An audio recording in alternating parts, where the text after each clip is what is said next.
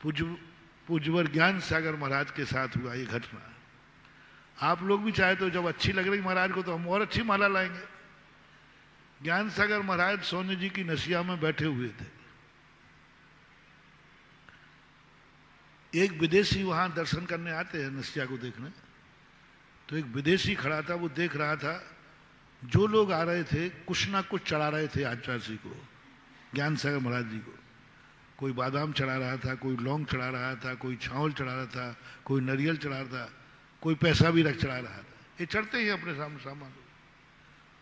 वो देखता रहा कि महाराज के पास जाने के लिए कुछ चढ़ाना पड़ता है और कोई एक चीज तो नहीं चढ़ रही, जिसके पास जो चीज है वो ही चढ़ा रहा है।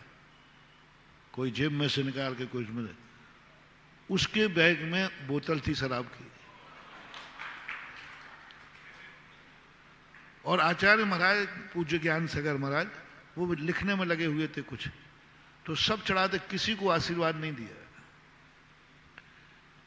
सरसेठ भागचंद जी सोनी थे, उन्होंने उदक चंदन करके अर्घ चढ़ाया और वो बैठ गए। महाराज ने उनकी तरफ देखा भी नहीं। और विदेशी ने अपने में से निकाला और सीधा महाराज के सामने बोतल रख दी और नमस्कार किया। महाराज ने कलम रख करके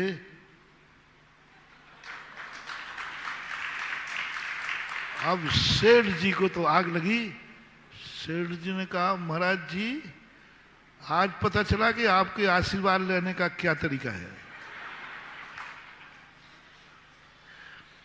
हमने उदक चंदन कह के चढ़ाया, मैं 5 मिनट से बैठा हूं, आपने मेरी तरफ देखा नहीं, हाथ उठाया नहीं, इतने लोग चढ़ा गए, किसी को आपने हाथ नहीं उठाया और इसने शराब चढ़ाई और आपने कलम रख करके यूं किया।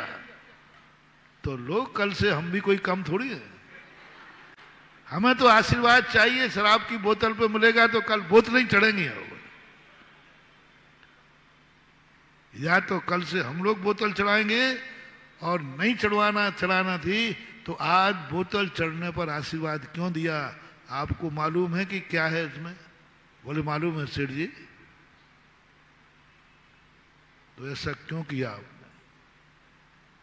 ज्ञान सागर महाराज ने कहा उसी से पूछो, तुम भी इंग्लिश जानते हो, वो भी जानता है। ये क्यों चढ़ाई उसने? तो सेठ जी ने बोले हमने समझा साधु महाराज के पास जाने के लिए कुछ ना कुछ चढ़ाना पड़ता है, खाली हाथ नहीं करना दर्शन।